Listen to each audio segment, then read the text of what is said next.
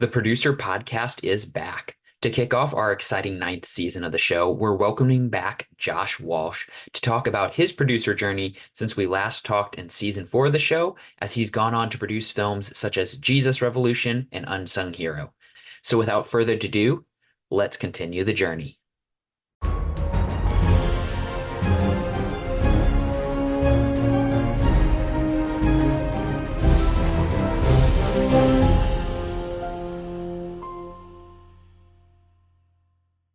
Thank you, Josh, for coming back onto the Producer Podcast today.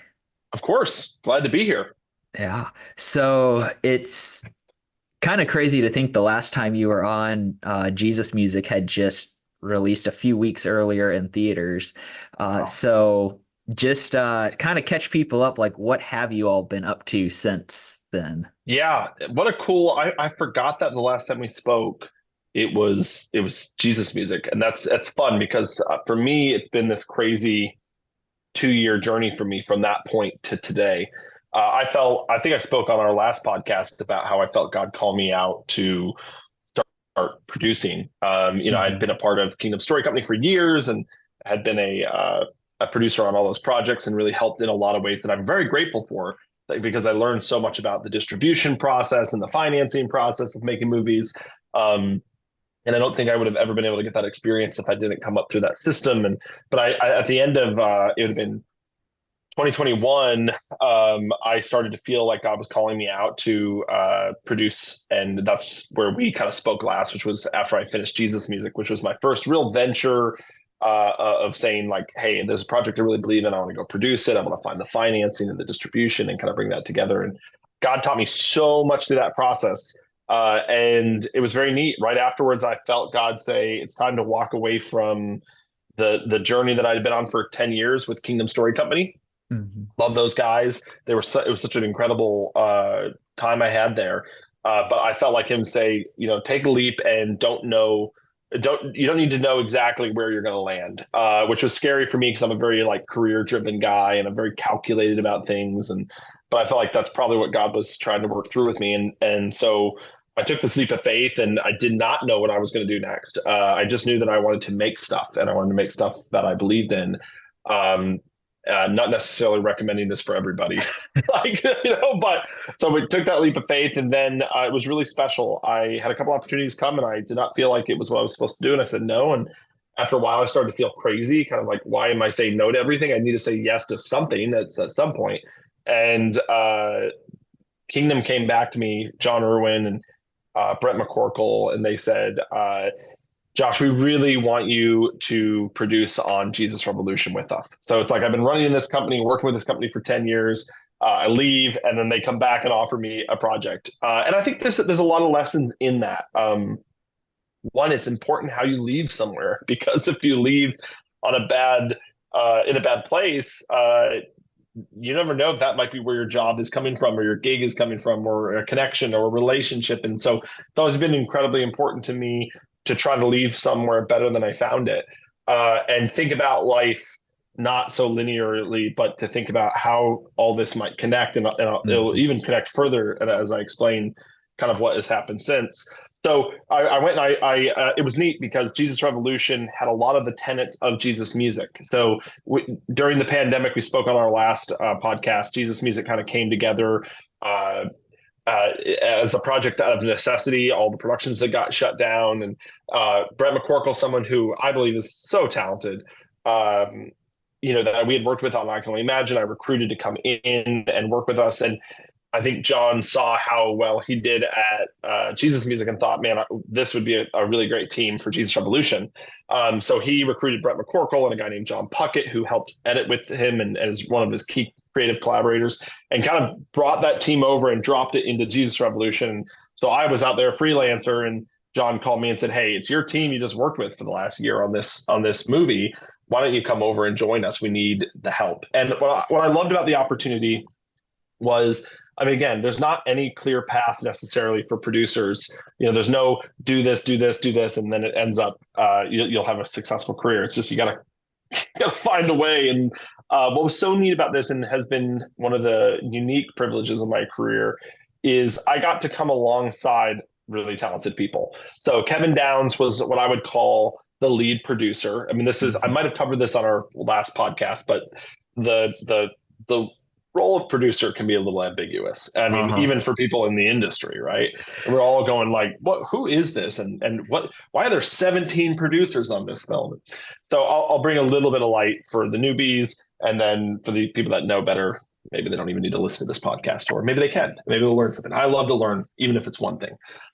So on Jesus Revolution, there was a couple levels of producer. There was obviously John Mandy Irwin, who founded the company, had been creative producers on all of the movies, and have been an integral part of Kingdom Story Company. So they had producer credits. But as far as the producers unit of the guys that were on set with the job title producer, you had Kevin Downes, who I would constitute him on Jesus Revolution as the lead producer. Like now, the industry is putting PGA sometimes Mhm. after. Then that's how they're signifying the producer, who's the main producer. But the buck stopped at Kevin Downes' desk, right? And then he has a counterpart that he's worked with for 10 years, a very, very talented guy. You should have him on your podcast at some point. His name's Okay. Daryl Lefevre. Daryl Lefevre is really incredible story. Comes out of Warner Brothers and studio accounting into producing. So this guy's like a human computer. His understanding of budgets and line producing. So he has line produced and produced on a lot of movies. He's starting to now do less of the line producing and overseeing the whole production as like kind of studio head. But he was on Jesus Revolution. He was effectively the line producer.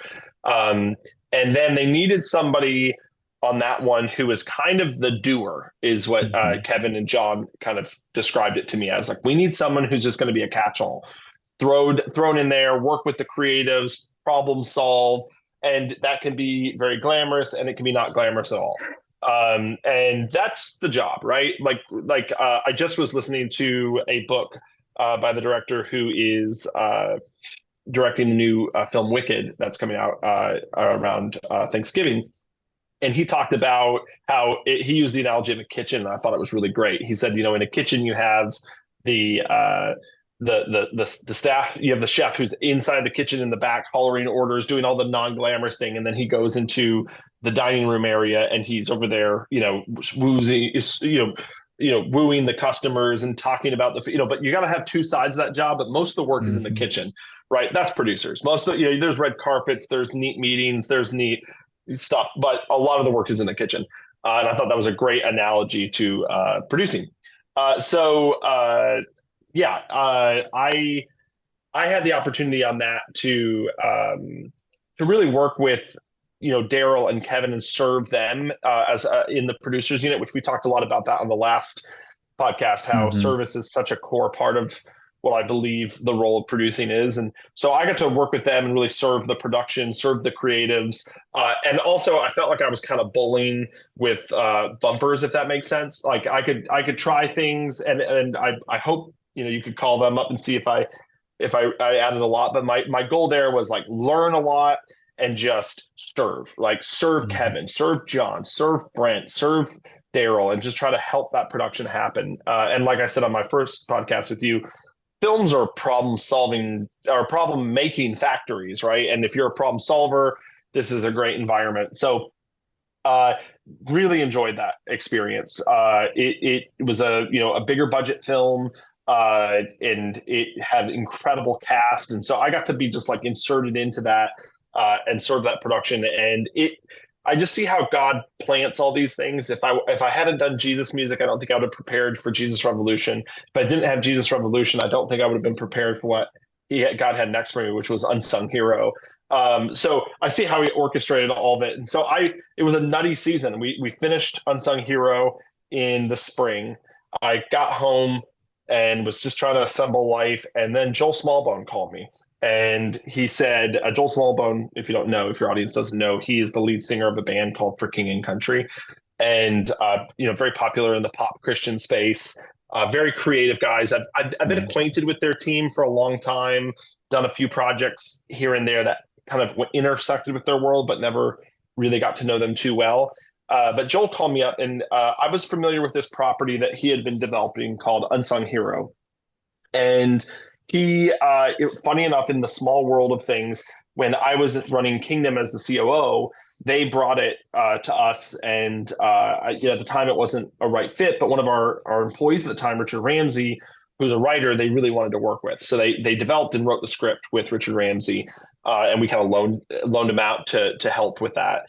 And I had heard about the project for a while, and I heard it had a couple false starts and it wasn't getting up and running, and so I didn't really think too much of it. And so when Joel came back around, I was in this season where I just was praying, like, God, bring me what's next. I'm excited. I'm still energetic. I just finished this movie.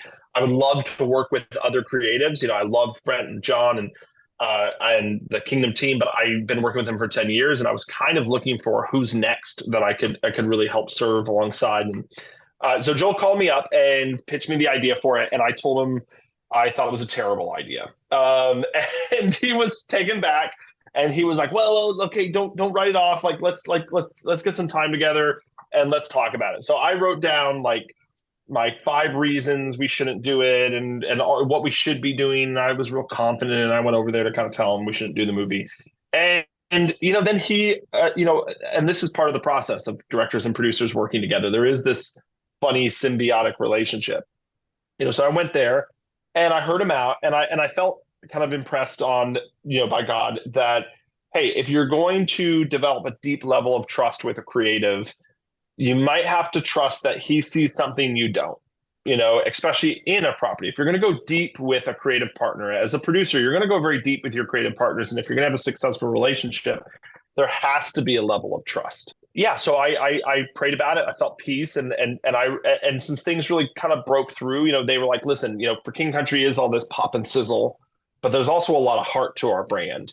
And the heart of our brand comes from our family. And we really believe that families need to be encouraged right now. And we believe our family story is encouraging. And one of my criticisms early on of the project is it could feel self-indulgent, right? It's a story about Joel Smallbone's family. He wanted to play his father in the film. He wanted to direct the film. And I felt like, historically as a producer, I'd heard horror stories about families or the real kind of subject matters of the films being too involved, and it just not, sometimes it's hard to be objective when it really happened and you're trying to tell the story too much like it happened and you're losing the cinematic nature of it. But as Joel explained it to me, it really wasn't like that, because Joel and Luke were so small at the time. They had really grown up just hearing the story, so they weren't as close to it as I thought. They weren't. They were able to be objective. And as I started to hear his vision for the story, I started to think this could actually be kind of special. If you think about like Sylvester Stallone doing Rocky and it being such a deeply personal story to him and him almost living out the character, that brought something very special to the screen. And I thought maybe, just maybe, that could be that.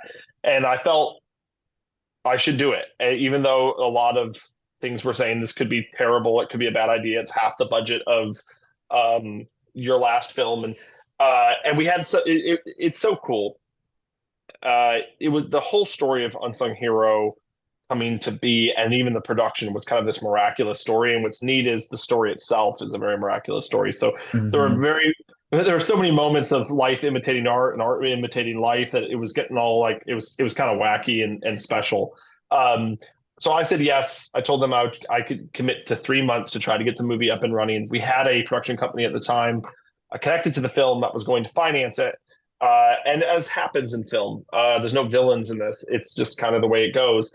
That production company had another production come up, and we're not in a place where they could finance the film. So they pulled out. And so it was like 2 days after me joining the team, all their financing fell through. And I was like, okay, is this, and part of Joel's pitch to me when I started was, hey, you don't have to raise any money. It's going to be great. You can just like make a movie, and when it fell through, there was kind of like a crossroads I was looking at of kind of thought. It was like, one is this maybe God telling me not to do the film, or is this an opportunity to exercise a muscle that I had been working on for 10 years, which is fundraising and distribution and all the things that I felt like Kingdom in the last 10 years had prepared me for. And I felt like that was right. And I thought, you know what? Why should I be upset about something that God has given me the opportunity to become incredibly gifted at and work on and develop relationships in and knowledgeable, and it's a funky field. And so So what's really cool is I told, the team was a little discouraged. We had to talk about it. I said, hey, let me just make some phone calls. And I made 3 phone calls, and then the movie was oversubscribed. Like we had too many investors, and that does not happen very often. Wow. And it was a really neat kind of thing where we felt like, okay, this is what we're supposed to be doing.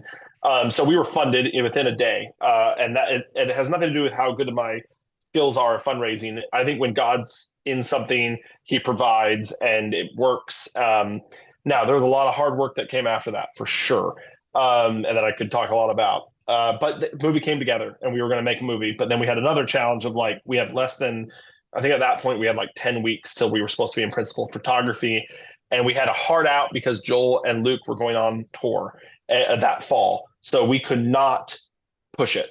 So we had like, which, I'm sure some of the producers that have been on your podcast will tell you, like, sometimes deadlines are good. Like the Hmm. confines start to give the structure to the elusiveness of making a movie. So, without limitation, there is no creativity. So we we had the limitation of like we have a hard out. So that started to started to like kind of constrict everything. It was like, okay, if we're not in production, if we're not set up where we're going to shoot in the next 2 to 3 weeks, then we're going to have not enough time to prep, which means we're not going to have enough time to shoot. And so the ball just started rolling, and it was neat. It kind of just took off.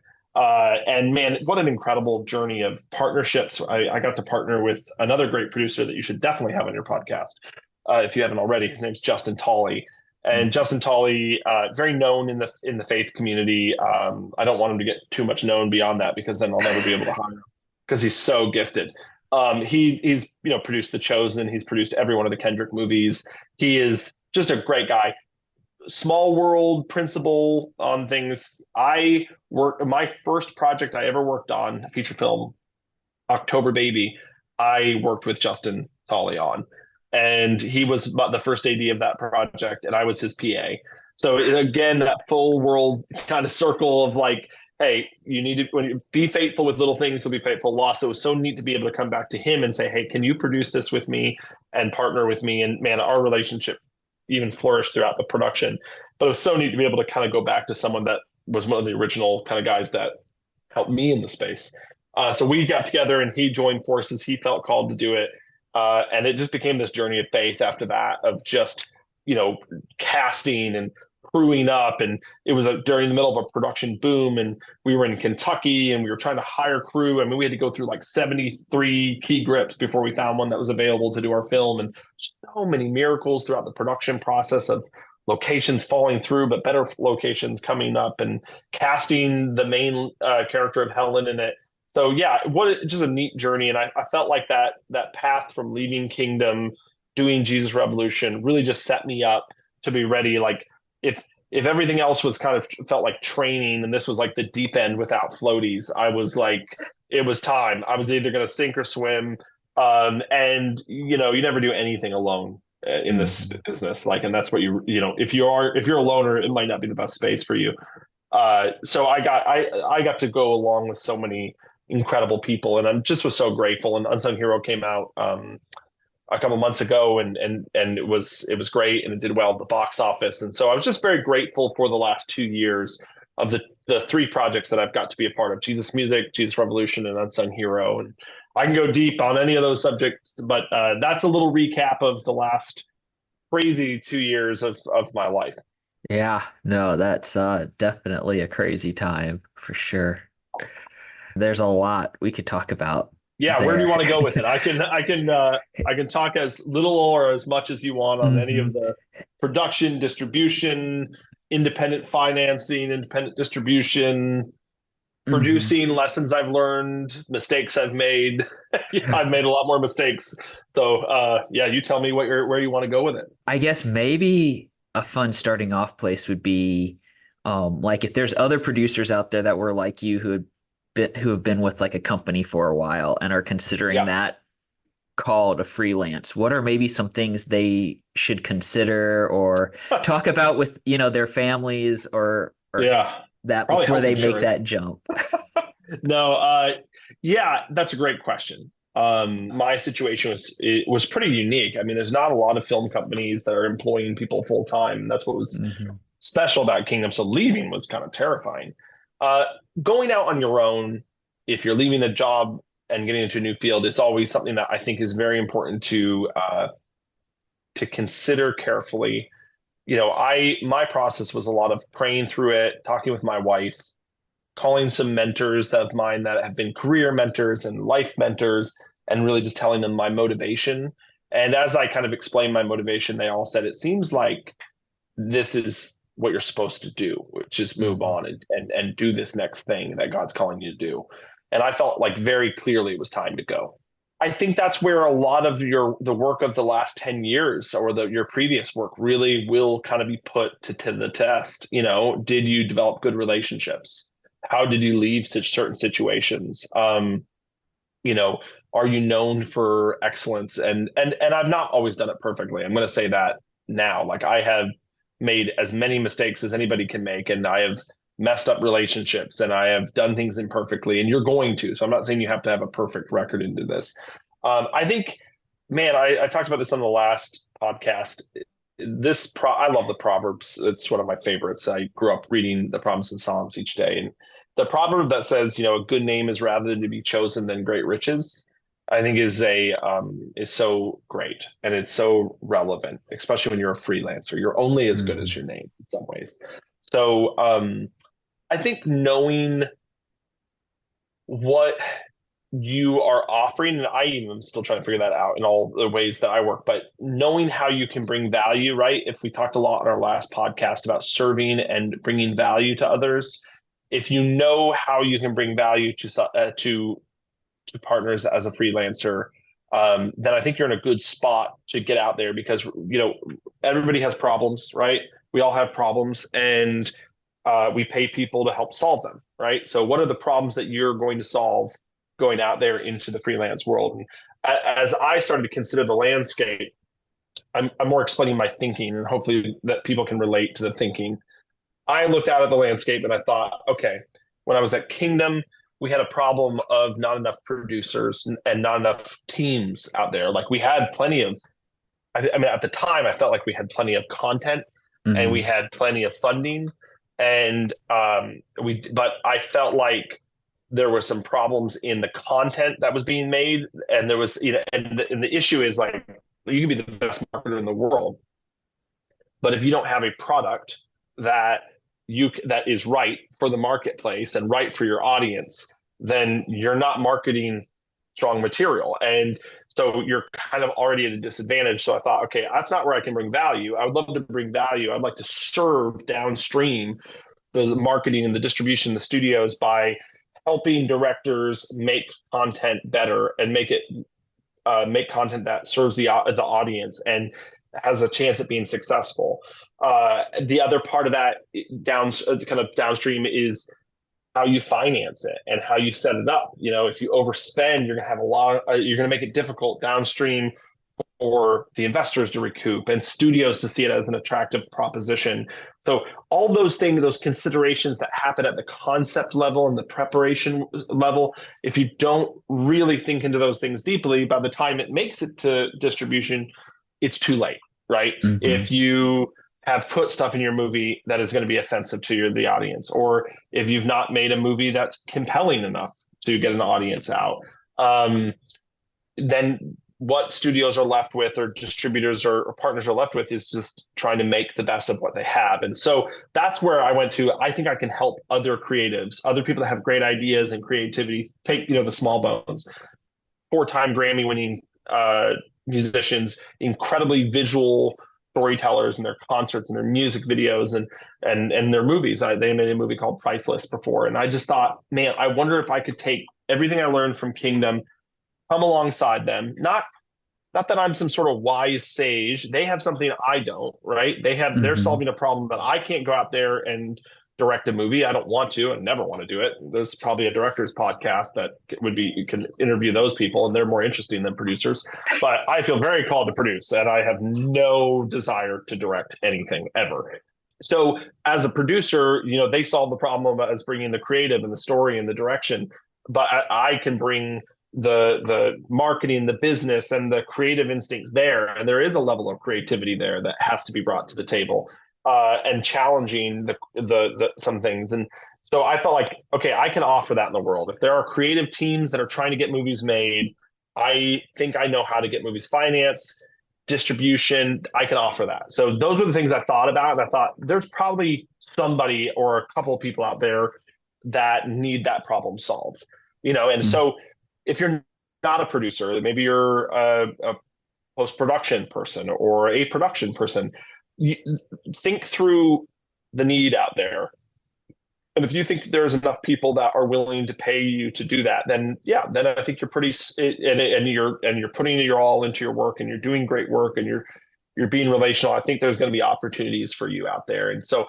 I would just start with the end in mind. Where do you want to end up? Do you want to, what problems do you want to solve? And just really clearly articulate that. Sometimes I hear people make the jump and they don't really know what they want on the other side, and that can just be a frustrating process. And so I would just say consider how you want to serve the space, and think about who those people are that might employ you. So, Hmm. and I Nice. guess I'll let you know in a couple of years if it was the right move. Sounds good. I think my other question that I Yeah. had kind of on the whole freelance side, Yes. which doesn't even non-producers in our industry deal with this, but is just like, how do you deal with that uncertainty of you don't know where your next job's coming from, or maybe you Yeah. get an offer and like you said, it just doesn't feel like the one to take, but yet you don't have other work. Yeah, I don't know if I'm at a funny place with that. I might be in the wilderness now where I'm experiencing that, and I would love to say that I've got it all figured out and it's this is the thing you do. Man, you just gotta, you gotta like each person's gotta to write down the things that they want to do and they don't want to do. I think it's more important sometimes what you don't do, and so what you say no to than it is what you say Hmm. yes to. Um, it is a faith walk though, because you don't want to be the guy that said no to the next I Can Only Imagine or God's Not Dead, or right. You want to be the guy that had the insight, but nobody gets it right 100% of the time. Um, John Irwin used to tell me, like, get a piece of paper, draw a line on it, write on one side what you want, forget about what's on the other side. And I think it's kind of like that for the projects. Like, what do you want out of projects? So I might have talked about this on my last podcast with you, but I remember when I turned 30, I'm big about threes. So in my 20s, I wrote down that I wanted experience, reputation, and relationships. I don't care about money. I don't care about titles. That's like all I'm focusing on, Hmm. because to me, that is the name. A good name is rather to be chosen than great riches. So I focused on that. So I would put things through that filter. Is this going to help me from an experience level? Am I going to be able to gain relationships through this and experience, and will I, if I do a good work, could this help my reputation? So I chose some opportunities over others. I took probably a lower salary working for the Irwin startup at the time, and less certain, less defined work, just kind of staying with them because I thought, hey, these guys are going to make great work, and I will literally clean up the set afterwards if that's what it takes to be with this team, because I want to be around great product and I want to learn from these guys. When I turned 30, I felt like it was time to change that up, and I'm big about 10-year increments. So I wrote down, some things that I felt should be the focus of my next 10 years, which was to make stuff. I've been working in a company, and I started, the more the company grew, the less movie stuff I was doing, the more HR, legal, accounting, Hmm. business structure, running that side, which was great. And I loved the experience I got in that, but I was getting a little bit far away from the decisions of movies that are being made. And I have always felt called to make stuff. And so I wrote down, like, over the next 10 years, I really want my focus to be on making things. And then I felt like I wanted to own what I make, because I some level of ownership. And as a producer and someone who gets behind, you get a level of ownership typically on projects that you partner on. That's important to me because I work like an owner and I think like an owner. So I wanted to actually be rewarded like an owner. So having ownership was important. The other part was to make stuff I believe in, and to make stuff that I wrote over. And what I mean by that is that for me, I feel called to make content that is unequivocally faith based and Christian, because I feel very called to that audience. I feel called to that subject matter and those kinds of movies. Like I love movies like crazy, but I don't want to put films out into the world that are not in that genre. That's where I feel called to. And not everyone has to be called to that. I Hmm. love all sorts of films. But for me, it felt like I was called to this genre and to this audience, and to serve them.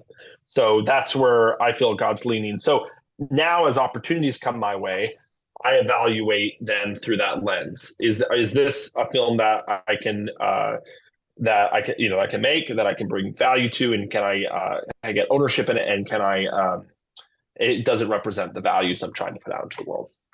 That's cool. I don't think I've heard somebody that's like taken the time to like kind of think it out to have, Maybe a I way of overthink filtering. things. Maybe I overthink, but I am think. I mean, on that note, I think it's really interesting right now the space we're in. This is you didn't ask me this question, but I'm gonna tell it anyway. But the theatrical film business is in a really interesting spot right now, Hmm. and it requires, I think, a level of deep thought into the kinds of movies we're putting out there. At least if we're trying to do them theatrically, and that's what I know how to do. I love what John Irwin's doing in television, and Dallas Jenkins is doing in television, and Angel, and there's all these people that are breaking new ground in the television space. I have not gone there yet, so I can't speak to it. I can speak to feature films. And currently, outside of doing a direct to streaming platform movie, which there's not been a lot of in the faith space. I don't know if there's Hmm. actually ever been an original feature film greenlit by one of the major streaming companies for the faith market. So typically what happens is we get onto a Netflix and Amazon or a Hulu through an output deal of a studio that we partner with post theatrical. Right. So right now for the faith arena, we've got to make films that work theatrical in order to get that kind of exposure that we all are hoping to get in streaming and downstream. So we have to think very carefully about what movies work theatrically. So that's something that I'm pretty passionate about right now, encouraging people to think through, not just is this going to be a great movie, but how is this going to work theatrically? Hmm. And to make something work theatrically, you've got to mobilize so many people to a certain weekend. You got to get them excited. So my current thing on that is for me, in that, like, when I'm thinking through what movies I want to work on, I have like a couple of questions I like want answered for it to be able to work, or at least I need to answer to be able to tell my investors or my partners or my distribution partners. One, really, how is this eventizable? Hmm. I think right now in the cinema, it is about creating an event for an audience, right? Doesn't mean it has to be like a superhero film, or it doesn't have to be a giant IP, but stuff like, how are you going to make this an event for some audience? So you think Jesus Revolution was an event for the church? It was a historical event that happened in history of the church and of the gospel and great movements of God. So that was something to be talked about. The casting was very specific. This was an event for Christians and then beyond, I think, but that core group of people were very excited about it. For faith film goers, for the core group, it felt like event cinema. Like you needed to watch Jesus Revolution in theaters because this happened. It can happen again. That event, it was definitely an event for the faith audience. And you could say, because we had Jonathan Rumi, who's playing Jesus in The Chosen, he's a big name for these people. And the filmmakers, and just all the way it was kind of created was for it to be an event for the church. Hmm. Um, Sometimes you're stronger on that, sometimes you're not. But you at least need to somehow answer that question, like, why will this be an event? Um, and then I think you need some sort of, especially today, it's very challenging not to have some form of IP. Either the film is the IP or who's behind it is the IP. And I'll explain my thinking on that. I can only imagine the song had incredible IP. Hmm. Like that was the number one Christian song for like 20 years, and it was sung on secular radio and on faith radio, and it was every funeral incorporated that into it. It was an event song. And again, that was pre-pandemic and post-pandemic. You have to answer this question even clearer because I feel like the movie business has even gotten more challenging theatrically. Hmm. So you really got to understand this. But even then, that piece of IP was really known. Bart Miller didn't direct the movie. Bart Miller wasn't, too involved in the production.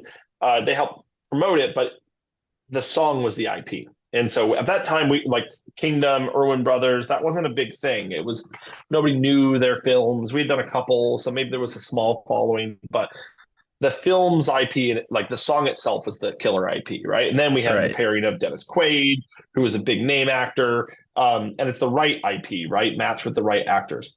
Unsung Hero was not a big piece of IP. It was a song that the Small Bones have put out in the last couple of years that was not their biggest song.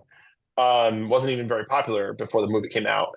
It was gaining popularity like any of their songs, but it wasn't their biggest song by any means. They would Mhm. tell you that. Um, the story is about the Small Bone family. That's not a world famous family. Rebecca St. James is a very known commodity and For King and Country, but the family that the story's about is not. It's not like the origins of For King and Country necessarily. Right.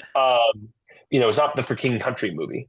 So my current thinking is that with the bigger the IP of the film itself, the more you can spend on production. I think the smaller the IP on the film, the more you need to concentrate on who the IP is kind of in the film and around the film. Mhm. So for Unsung Hero, For King and Country is an incredibly relevant faith brand, and huge in the Christian music space. So they're the brand behind it, right? And not only are they behind it, but they're in it. Joel is literally playing his father in the film, and then they put it on their shoulders and they marketed it and they promoted it like crazy. So, but we also kept the budget incredibly modest. So that was strategic. We have a big brand, small budget, and we pushed that really far. And I think that is something that you really want to think about when you're doing a film. Like, what brands can you surround the film and put in the film if you're not dealing with a big piece of IP? Mhm. If you don't have Wicked or an Avengers movie, like how do you incorporate the brand into the film? I think some movies outside the faith-based arena have done that well when they include singers and brands that aren't typically in films that make the film bigger. And I think that's something that you got to think through. If you don't have a brand or IP and you want this to be a theatrical movie and an event, you definitely need to make sure the people that are involved and around it can really mobilize an audience, because you've got to mobilize a big audience to make a movie work. Um, and I think part of the faith arena and eventizing it is, what is your movie about? Like, if there's a lot of faith adjacent movies, Mhm. and I'm not knocking any of that, but I personally believe like it doesn't have to be so overt, the film, that it's off putting. I don't think it has to be like, there are some films that can go very overt and there's some that can be more subtle. But I think there's a dangerous category of, I'd call it like faith adjacent films or faith light films that kind of die without an audience. They're almost like too faith based for a non-faith audience and Mhm. too overt for or not overt enough for a faith audience. And so kind of no one ends up caring about them and they kind of just die in the middle. We used to call them chasm films at Kingdom.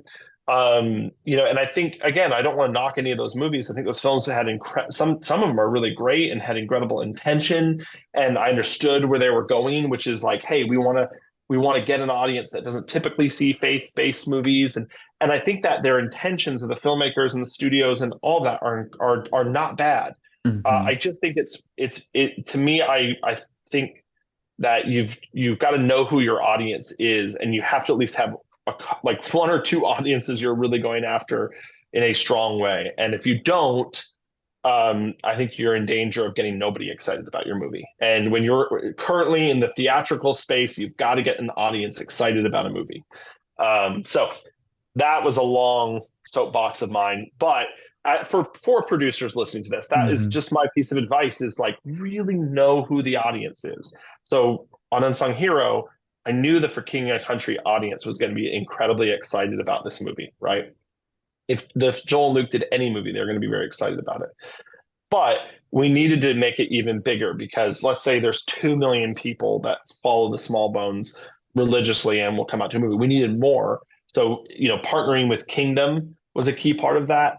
Their brand now, because of Jesus Revolution, I can only imagine we got to partner with them, which was really neat because I got to go back to again to the guys I worked with for years, and then now bring them a finished film and do a distribution deal with them. Candace Cameron was a big part of it. She has a great Hmm. brand.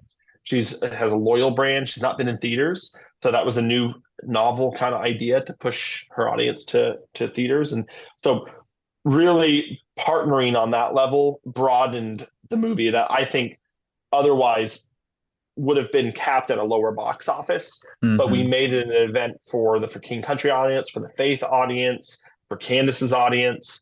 Um, so I would just encourage producers, think about the audience you're trying to mobilize when you're making a theatrical film, and ask yourself, can you mobilize a big audience for it theatrically? Right. No, that makes a lot of sense. Um, I'd be curious, especially since, you've just come through the whole distribution with Unsung Yeah. Hero, like that whole making an event thing, does that seem to kind of be the same route when it comes to like that initial digital streaming type release? Or are you seeing that you kind of have to pivot to a different type of marketing for that? Yeah. So the best thinking in the industry currently, and I think it's probably correct, is the theatrical in a way, and this has changed throughout the history of kind of film, of the history of film in the last 10 years, last 3 years, it's changed a lot. When I remember when DVDs and home entertainment was in its heyday, I can only Mhm. imagine it was kind of marked the end of that. It was probably one of the last really big home entertainment release movies. And I say that meaning that DVDs sold a lot. That's when, DVDs were still they were about to go away. They were going away. Like the faith audience lags a tiny bit behind the no. Like I'm sure in Christian music they're still selling a lot of CDs. In Christians, I guess, lag in technology somehow. So they buy DVDs. I like DVDs, so I'm not hating on them. Mhm. Um, so in the heyday of, I would say, the Kendrick movies, they could talk to it. I've not been behind the scenes, but I've heard, their home entertainment on a Courageous and a Fireproof and a Facing the Giants, meaning their DVDs that they sold were incredible, and the profit margins on DVDs were great, and it added a lot of revenue downstream for a film. So you really had two bites of the apple: the one when you're in theatrical, and the next on home entertainment. So as we've seen DVDs almost go to a complete obscurity, what kind of replaces that has been a big question mark.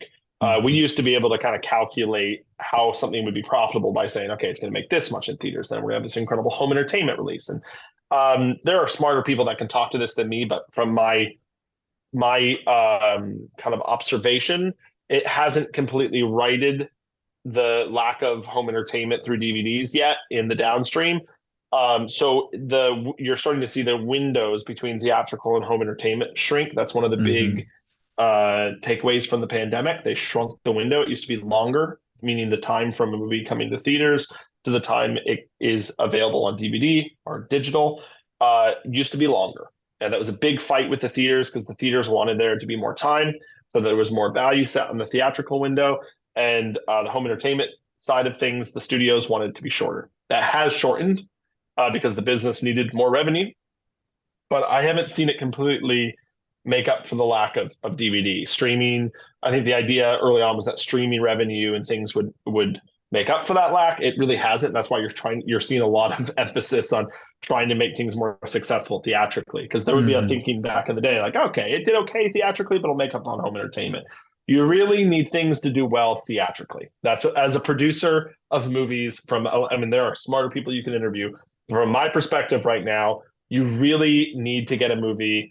I always say, again, there's maybe smarter people listening to your podcast that are rolling their eyes about this, but from my vantage point, you need your movie to about break even in theatrical, like, or at least come very close to breaking even on theatrical, meaning you make so much money in the theatrical window that you have paid back all of your advertising dollars and the cost to make the film by the time it starts the downstream for it to be a very profitable movie, or at least get darn close to that. Mhm. Because it gets hard. It gets very hard. I mean, when you're working with a bigger studio, sometimes they have better output deals.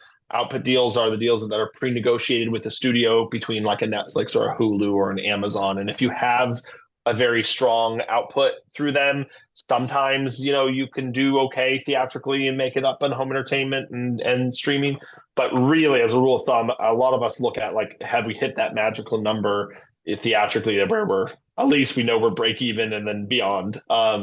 So it really is a big advertisement for everything else, but also there I haven't seen it really is an emphasis on theatrical, and then the idea is you make enough noise theatrically that carries through till home entertainment. And the idea there is you set a value in the theatrical window, like this Mm-hmm. is something valuable. It is in theaters, which I believe that. I love the theatrical experience, and I think it's a statement of value. And then as it moves through the windows from home entertainment to streaming, people go, "Oh, I remember hearing about that in theaters." The reason is they spend a lot more theatrically to release a film, so that's where the stated value is because they spend so much, they put it more places, and it's in theaters. So that's kind of the advertisement for the life cycle of the film. I think we've seen as a whole that movies that just go to streaming, they get lost sometimes. It's incredible how much some of these streamers have spent on movies that don't end up, getting a lot of attention. Mm-hmm. Would be the example of saying like, "Wow, I didn't realize that Tom Hanks movie had already come out and it's on home entertainment. I'm confused. When did that come out? I thought I heard about it, but now it's been on streaming for years. So that's because it didn't have that theatrical. So I think you're seeing a pivot even with like Apple, for instance. Apple is Mm-hmm. putting up a lot more movies theatrically and shorter windows and then straight to their platform because they realize that theatrical still in the entertainment business, the theatrical is the greatest advertisement for all the other windows. So I wish, in some ways, I feel like there could be more strategy to the home entertainment releases of films, but currently it's a giant effort in the theatrical and the hopes that effort kind of carries through downstream. There isn't really a second. I mean, there are home entertainment teams that are incredibly smart and they position it, but a lot of it is drafting off of your theatrical because the budgets to market home entertainment are a fraction of the budgets to market your theatrical. Right. It's a very long answer to your short question. Sorry. Yeah, no, that was good. I definitely had some good takeaways there.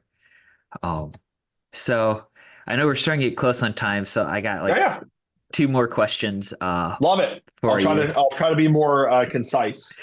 Um, so I guess like the first one I have, because I know you said on Jesus Revolution you weren't that main producer and then you were Yeah, more that role on Unsung Hero. that's right. So like how did those roles differ for you and maybe Yeah, what were some things that you learned then on Unsung Hero once you were in that main producer spot?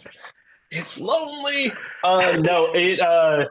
Yeah, I thought again. I wish everybody who wanted to be a producer could follow the same path that I have taken. Unfortunately, the space isn't so generous. I've had a Hmm. uniquely kind of wonderful career in that. I've been able to work under some incredible producers, be mentored under some incredible individuals that prepared me for, I feel like, the right size film for me to start on. And the production budget of Unsung Hero was $6 million. Other films that I worked on were in the $15 million range, so bigger movies. I felt like it was such a great opportunity for me to head up a movie at the right budget level, the right stress level that was enough to really push me to a breaking point, but not crush me. Um, I believe every movie has to have two individuals who the movie is them in a way, like the director is the movie creatively, right? Hmm. Or directors, and they are responsible for seeing that through. And there you got to have somebody in that role, I believe. And maybe this is the indie filmmaker in me, and other people that work in studios would go, that's not necessarily true, which is they might be right. But for me, there's got to be an individual who is the movie from a creative standpoint, and then there's got to be someone who is the movie from a production producing standpoint. Like someone's got to go to bed at night and be thinking about that movie and wake up thinking about that movie and feel like the movie being completed, get through the finish line, get distribution, release successfully. That's on that person's shoulders, and they are responsible for it if it does well or if it fails. Um, I feel like if you have those two individuals on a film, your film has a good chance. If you don't, if there's a committee kind of vibe to it where it's like no one's really the guy, that's always a red flag for me. Like there can Hmm. be a group of producers. I think it's very important to have a community of producers because it takes a lot to make a movie. And I had a great community of producers on every movie, but you need to have someone who's the guy, and I got to work alongside those people and see how that worked. But someone ultimately has to make some hard decisions, and I think if making hard decisions is difficult for you, and like you're gonna have to learn how to overcome it. And it's there's a proverb about get understanding, and wisdom is the principal thing. And I think the whole process of working through Unsung Hero, I realize like a lot of these decisions and a lot of these things, sometimes you'll make the wrong call, and that's okay, and you'll learn from it. But you got to make a call. A producer's got to make hard decisions. They've got to. It's the job of the producer to see the thing through. Like I always felt like my job, and I always feel like the job of a producer is to be responsible to see the thing through from start to finish. Um, and that has a lot that it comes with. There's some many stressful days on the life of a movie. It is impossible to make a movie, and it's twice as hard to release it. And to find distribution for it. I mean, it is an incredibly stressful theme job to make a movie and see it through and to do it well. And so it gave me high level of appreciation. Like I had thought I had known what it took to be a producer, having done Jesus Music and all the movies I had been a part of. And I think Unsung Hero really elevated it for me. It put me in a Hmm. place where I was able to look back on guys that had produced films like Kevin and say, man, that's a hard job. And there's a level of like kind of empathy you have after you've gone through it for those people, you know. And I can't even imagine some of these producers that have done even more challenging movies than I've produced. But I think, yeah, I think it's showing yourself trustworthy through the process. Can you navigate very tricky relational issues? Can you see it through? Can you have it takes a ton of stamina, more stamina than I thought, on the other side of it, the amount of stamina it takes to kind of see it through and keep enthusiastic. I think I listened to a podcast by another producer and he said, you really got to choose movies you love and really love.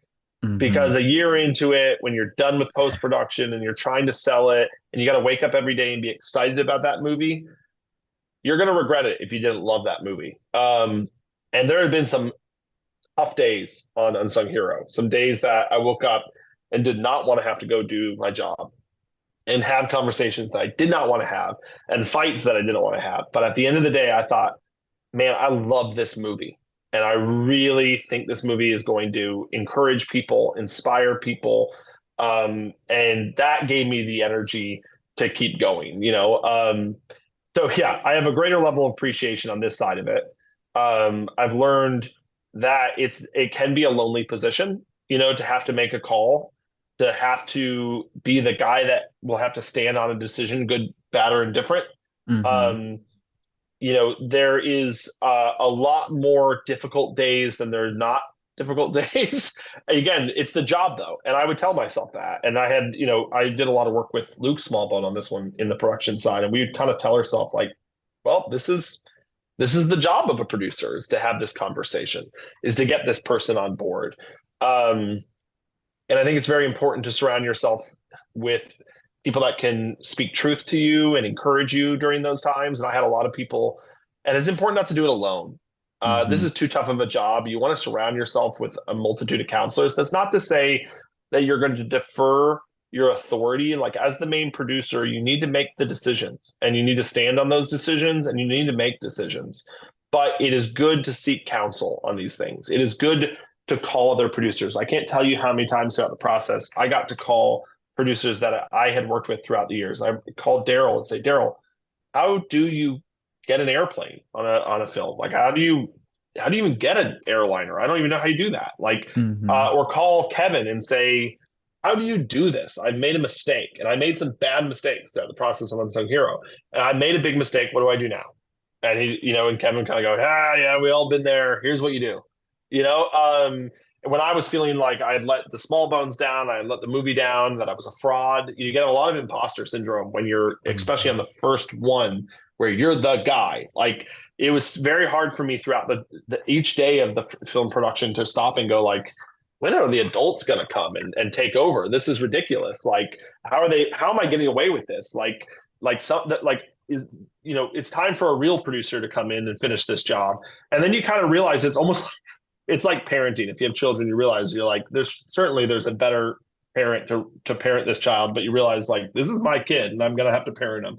Hmm. And it's kind of like that when you're the main producer of a movie. You're like, there are better producers than me out there, but this is my movie and I've got to see it through, and I got to make those decisions. And I think it's very special. I'm very privileged, and I'm very thankful to have had the opportunity on this film to take the lead and produce it through.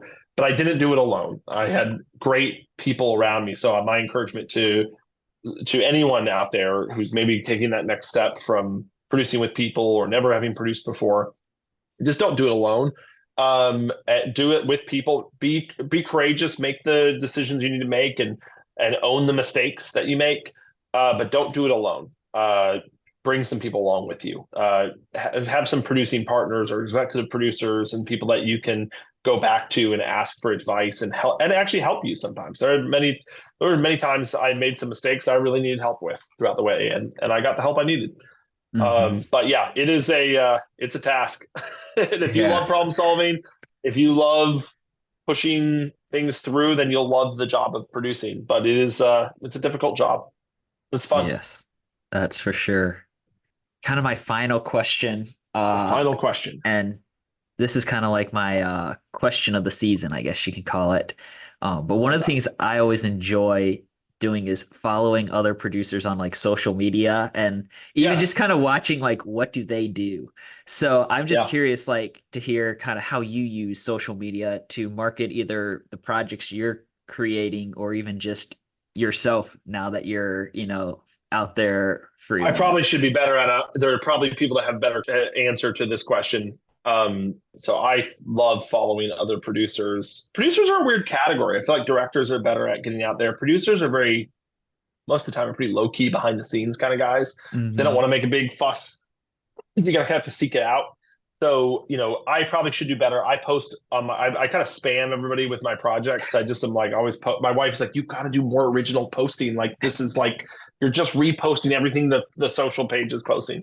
Um, I would say I can answer that better by saying like I have really sought out, even beyond my personal relationships. I've tried to follow other producers.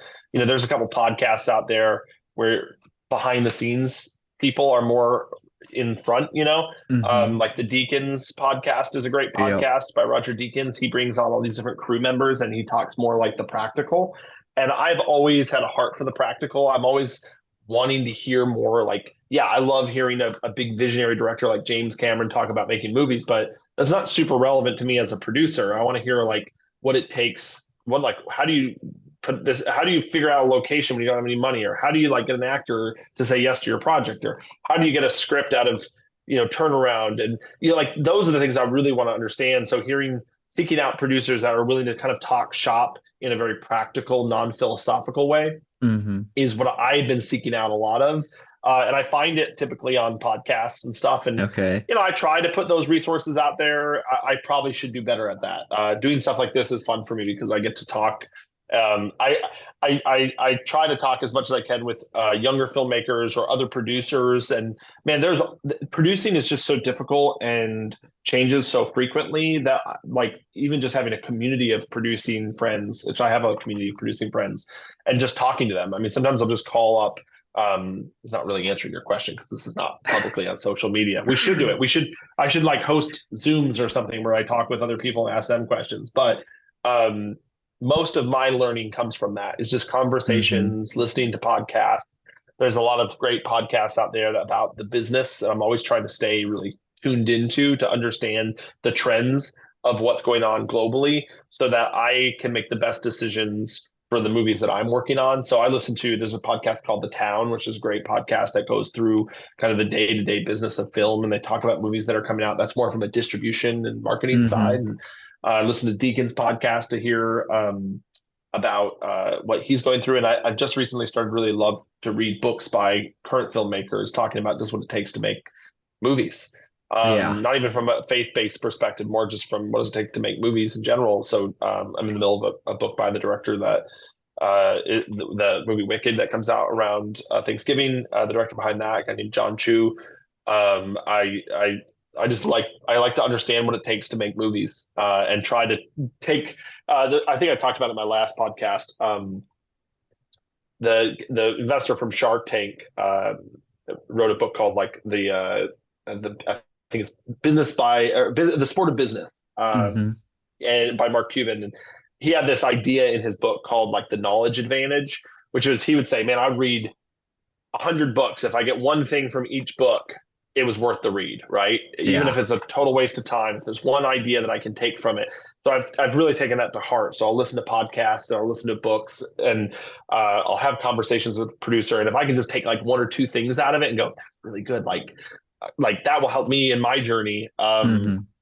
I think it's key. So I hope to do that more as I continue to produce. Is to I really don't feel I don't feel like the information's proprietary. I mean, you can hit me up, and if I have the time, I'm going to tell you everything I know because I want to see more people make more things, especially in the faith arena. I want to see these movies succeed. I like we just got the Dove nominations, and the category of films is great, and that makes me so happy because 10 years ago when we started, man, like when we heard a faith-based film was coming out, we were like, who made it? Like we got to know them, and like this is so exciting. Somebody else is trying to do what we do, and now I look at like the nominations that just came out for the Dove Awards, and you got Ordinary Angels, an incredible movie that John Gunn directed and Kingdom produced, and Journey to Bethlehem is Adam Hmm. Anders, is a great musical, two very different movies.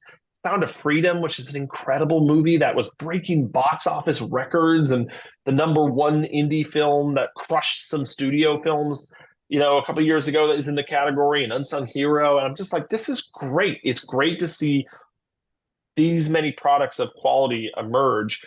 So I love giving out this information and I love encouraging people and sending them books and resources and telling my battle stories so that maybe there's something they can glean from it. And I hope that there's some kid listening to this or producer listening to this that goes on to produce so much better movies than I've ever produced. And they can take two or three things from what I've said and learn from it and go on and use that. So I would love to do more of this. I'm not great at social media. I'll say that. Oh, yeah. No, I'm not the greatest either. I'm one of those that doesn't like to talk about myself. So, Yeah, it's hard because I'm just a behind the scenes guy, but I love these kinds of conversations because it, even through talking through it, sometimes I'm remembering what it took to do certain things. And ultimately, I love behind the scenes. I used to grow up and watch Mr. Rogers' Neighborhood, and when they would go into the TV and they would show how a baseball was made, I was so fascinated because it just, the product that you experience in with film and theaters or on at home, it feels so unattainable because it's so polished and it's so put together and it's so you know it seems so great, right? And even to hmm. this day I'll watch movies and I'm like, that's fantastic. But when you start to break it apart, right, just like Mr. Rogers was bringing you and show you how a baseball's made and the leather and the how the machines you realize, oh, people make these things and it takes tons of people to make these things. It's not like there's one person that knows how to put it all together and make it perfect. It takes an army of people to make films, to make products. And that's why I love dissecting certain parts of it. I mean, there are people that worked along the path of making Unsung Hero successful that were so incredibly good at the very specific thing that they brought to the table that we couldn't have done. Brent McCorkle making a score that was just incredible for the movie, or Cody Baker who did the color for it that just brought his A game, or Johnny Durango with cinematography, and Richard Ramsey with writing, and the actors and the producers and the financiers. It takes all these hundreds of people. That's why you watch those credits and you're like, wow, to Hmm. make this thing. And that's why I think I love film, because it's so many people win when a movie works, and so many people can be celebrated throughout the process. And so podcasts like this and books and talking about it, making it more, breaking down the process of what it takes to make a movie, even from the marketing and distribution side. There are incredible individuals out there. Um, Tiffany Long, who ran our marketing campaign, talented in what she does. Using her God given gifts to market things. That's a whole world of marketing movies that exist, and so I love these kind of conversations because I think it breaks it down a little bit for people and it makes it more attainable. And it is attainable. Yes, It just takes working with people. for sure. Well, I think that was a really good note and thought to end on. So we'll go ahead and wrap up this Love episode it. of the podcast. But thank you again for coming Yeah. on. Yeah. Thanks for having me. Sorry if I was a little monologue-y. I enjoy it. With that, we're going to wrap up the premiere episode of season 9 of the Producer Podcast. Want to learn more from Josh Walsh? Then check out his season 4 episode of the show, as well as the book, The Producer's Life, A Practical Guide to Film Producing. Come back each Friday this fall for brand new episodes of the show. Until next time, make sure to subscribe to the Producer Podcast, and thanks for listening.